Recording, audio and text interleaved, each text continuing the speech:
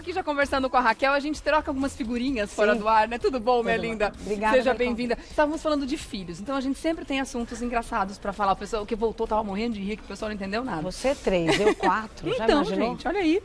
Juntou as duas famílias, a gente consegue fazer uma baita festa, hein, Raquel? Bastante. Beleza. Muito bom. Raquel Morrec, seja bem-vinda, como Eu que sempre, agradeço. Raquel Revista. Obrigada por se dispor a ajudar a gente a entender o que fazer numa situação tão extrema Sim. como essa. A Raquel é infectologista do Hospital São Luís, também do Morumbi, e veio para cá hoje para falar sobre essa questão do contato com a água das enchentes. Entra ano, entra verão, sai verão, a gente sempre tem esse assunto em pauta. Infelizmente, a gente tem as pessoas perdendo tudo, a gente tem os prejuízos financeiros, nas casas, nas vidas das pessoas, mas também tem o prejuízo para a saúde. Sim. E eu acho que esse é o emergencial, é o que a gente tem que atentar primeiro, né? Sim. A gente tem muitas pessoas que entram nessa água muitas vezes para ajudar outras ou só para sair daquela situação extrema. Qual é a primeira providência, a primeira atitude que a pessoa que teve contato, pele, com essa água da enchente tem que ter? Lavar com uma água limpa e passar álcool no corpo. Lavar com uma água limpa e passar álcool. A gente tem a um melhor prazo medida. Tem, assim, para fazer isso? Não pode secar no teu corpo esta água. Então, se você já estava, o ideal é você ir logo e limpar com água limpa. Agora, como que a pessoa sabe se essa água está limpa ou não? Porque essa água pode estar contaminada em outro, até o local e a água onde ele está limpando também. Então, tem que ter certeza que uma água é limpa e limpar com álcool. Isso é a principal medida para ele, emergencial, que entrou em contato. Mas vamos supor que, infelizmente, muitas pessoas não tiveram tempo de fazer essa asepsia no momento ideal e deixou a água secar no corpo porque precisou ajudar outras pessoas, teve outras situações extremas para fazer. Qual é a medida a ser tomada agora? Ele vai ter que, assim, se ele tem confirmação que ficou muito tempo, que a gente fala acima de 30, 40 minutos nesta água, os riscos são maiores. Tá? Pelo contato. Se ele teve, aí ele vai ter que prestar atenção em sintomas ou a gente pode até fazer o início de uma profilaxia. Se ele procurar uma assistência médica, ele pode até às vezes tomar um remédio que evita alguma das doenças que podem ser pego quando entra em contato com água contaminada. A profilaxia seria fazer, então, o uso desses remédios antes mesmo dos sintomas aparecerem? Antes mesmo do sintoma aparecer. Existe uma profilaxia que você pode... Isso. Quais são as doenças que a gente pode adquirir tendo contato com essa água? Olha, uma delas é a hepatite A, que existe vacina, então se você pudesse vacinar antecipadamente é sempre melhor, né? Hepatite A, febre tifoide, que é uma relacionada à água e contaminada e dá um quadro diarreico importante, tá? Diarreia propriamente dita, que não seja só pela febre tifoide, tá? E as outras hepatites no geral que possam apresentar também, além da diarreia propriamente dita. Leptospirose é a principal, porque é em contato com xixi de rato, com fezes. Então, a leptospirose é a principal doença que possa pegar em relação à água contaminada. A tifo tem a ver com rato também ou não?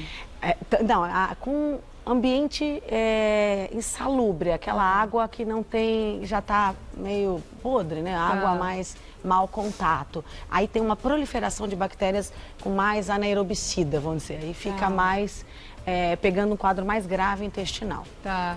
E a gente consegue ter algumas pistas, por exemplo, do quais seriam as contaminações presentes nessa água, dependendo de onde ela vem? Por exemplo, quando a gente tem um córrego como o Tamanduateí, o córrego ali da Avenida do Estado, todos eles que transbordaram. A gente sabe que nesses córregos, na rede de esgoto, existem muitos seres vivendo ali, principalmente ratos, né? Eu não lembro a estatística agora, mas uma vez eu ouvi uma estatística assustadora, que para cada ser humano na superfície tem não sei quantos animais ali embaixo, né? Vivendo, não sei quantos ratos por pessoa. É batata que a gente vai ter contato com o xixi do rato numa situação como essa? É batata. Isso aí já tem um programa, tem que ser feito controle e existe isso às vezes no município, estado, é um controle biológico mesmo. Faz as culturas, faz uma análise para saber mais ou menos quais são os tipos de doença que você pode pegar se isso acontecer naquela região. Outra coisa é a água, quando ela é muito parada, muito ruim, você pode entrar em contato com dengue, voltar a ter febre amarela, tá? chikungunya, até zika, por causa da proliferação na região, da onde vai estar o crescimento. É porque ainda tem o tempo que essa água vai ficar ali até ser escoada, água né? parada e acumulada tem a proliferação, e a gente pode pegar não só as comuns da água, aquelas outras pelo O anófilis. mosquito pode trazer também. Sim. A vacina de tétano é importante quando a gente tem contato com essa água? Olha, tétano a gente tem uma obrigação de vacinar, independente da idade, desde criança até idoso, a cada 10 anos. Se a gente entra em contato menos de 5 anos com a vacinação completa, é só um reforço. Aquela pessoa que não sabe quando vacinou, no mínimo 2 doses, sim, tem que vacinar. E quando a gente pensa na lama, que muitas vezes essa água traz, em termos de contaminação é igual. Tanto a água quanto a lama podem estar contaminadas. Então, se a pessoa está lá, já está em lama, ou se puder usar um plástico para pisar, para não ter o contato direto, isso é importante, porque há uma entrada disso. Então, quais os principais sintomas? Vermelhidão em pele, pode ter febre, pode ter uma coceira imensa via pé, que fica onde tem a entrada, faz a lesão por escoriação, e o vírus ou bactéria entra via pele por contiguidade. Então, se você puder entrar, botar um saco plástico, uma bota, aquela borrachada, para poder entrar e limpar isso, né? Tá. Agora, tem pessoas que vão além do contato pele, né? Sim. Infelizmente, acabam tendo aí problemas mais graves de contato com a água, engolindo essa água. Inclusive, eu me solidarizo muito com as pessoas de um prédio que eu morei no Ipiranga, que é um dos prédios mais afetados, onde aconteceu aquele problema de entrada da água no subsolo. E eu tive a notícia de que muitas pessoas ali, no momento em que a parede cedeu, entrou uma enxurrada muito grande da água da rua. E aí, o zelador, o porteiro estavam ali tentando ajudar as pessoas a tirar o carro do subsolo e acabaram sendo levados pela água, engoliram água, tiveram que nadar para lutar pela vida, né? Nesse caso, ingerir essa água, imagino que o risco é muito maior de contrair essas doenças. Ter quadro diarreico importante. Então, assim, essas pessoas já têm que ter uma assistência, avaliar, porque assim, ela vai apresentar algum quadro, às vezes de 6 horas até 48 horas e 72 horas deste contato. Então, quando ele vai apresentar febre, ou às vezes dor no corpo, dor abdominal, diarreia e a coceira no corpo, às vezes tendo manchas. Então, prestou atenção, começou alguma coisa, teve contato, assistência médica, além de ter imediato, que já vai, mas procurar se não foi tratado ou não foi feita essa assistência correta no início. Né? Tá. E com relação à leptospirose? A leptospirose existe essa profilaxia, que é a principal delas, que a gente está falando. Então eles têm que fazer, eles têm que ter... Eles têm que... Obrigatoriamente. Não precisa nem esperar sintoma. Não, não precisa. E tem... A leptospira, ela é uma espiroquetezinha, é uma bactéria muito bobinha que morre com qualquer coisa que a gente tratar. Então a gente precisa fazer isso para diminuir ela. Existe a forma grave da leptospirose, mas a grave só corresponde a 10%, mas aquele outro que vem com sintoma simples, frustro, e que vai prorrogando, isso é quase 80%. Então, prestar atenção realmente, se entrou em contato com esse tipo de água, pensar em leptospirose. Tá. Agora, todos os objetos que tiveram contato com essa água também, eles têm necessariamente que ser descartados ou existe algum tipo de limpeza que pode ser feita? Seguinte, alimentos que entraram em contato, que você vê, tem que ser descartado. Sem conversa, alimento lixo, não tem jeito. Não tem conversa. Tá. Os objetos, hoje o hipoclorito, a 25%, que é 0,25%. Aquele que a gente limpa a salada? Tem a água sanitária e tem o hipoclorito, que você pode limpar a salada. Mas este daí tem nos postos, 2 gotas para cada litro, para isso poder limpar nível de ambiente. Tá. Então, parede, relação, aí tem que começar, sempre colocar um plástico na mão, colocar essa bota e o plástico se entrar em contato alto. E sempre começar de cima para baixo, tá? Em todos os móveis. Não dá, porque se você puser a mão, ainda é o contato. A parede também pode ficar... ela vai impregnar o local. Impregnada com isso. Aí você vai me perguntar, quanto tempo isso fica contaminado? Boa pergunta. Como é anaeróbio, isso a gente não tem definição. Às vezes é 18... 2, 3, 4 dias, às vezes tem... O tétano fica às vezes 7 dias no ambiente. Depende do bichinho que está ali. Então depende de qual está ali, ele vai durar até às vezes 1 semana. Então a gente tem que não adianta deixar que esterilizar tudo quando voltar para casa. As coisas que você for manter, então, limpar com essa solução. Nos postos de saúde a gente encontra essa solução? Prepara a água. Então você vai limpar o seu corpo, tem que ter a água limpa também. Então essa água clorada. Então você tem uma água, coloque num filtro, coloca num coador de papel, tecido. Você tem que filtrar esta água. Além de filtrar, ferver esta água. Ferveu em torno de uns 15 minutos, deixa ela ficar tranquila, você vai fazer a limpeza e depois você vai jogar essa água também em você. Tá, é muito importante todo mundo saber o que fazer. Afinal de contas, não foi a primeira vez que a gente viu uma situação como essa acontecer, não só aqui em São Paulo, mas acontece no Brasil inteiro, infelizmente. E, infelizmente, não vai ser a última, né? Só que as pessoas muitas vezes não pensam, na hora de tomar uma atitude, na hora de ajudar alguém, na hora de salvar a própria vida, em se proteger, em pegar uma galocha, enfim, a pessoa simplesmente sai correndo. Ninguém tem a galocha instinto também. de sobrevivência. Ela até entrou meio na moda agora, a criançada tem.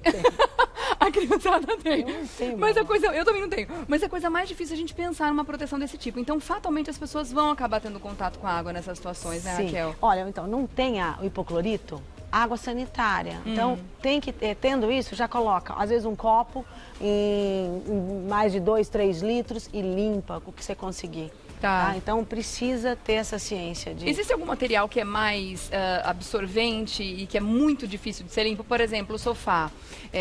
Claro que se ele molhou, a parte de madeira, isso tudo já vai estragar. Esse não tem jeito. Mas qualquer estofamento, tipo colchão, essas coisas, isso tudo também tem que descartar. Não adianta deixar no sol, vamos deixar secar e reaproveitar.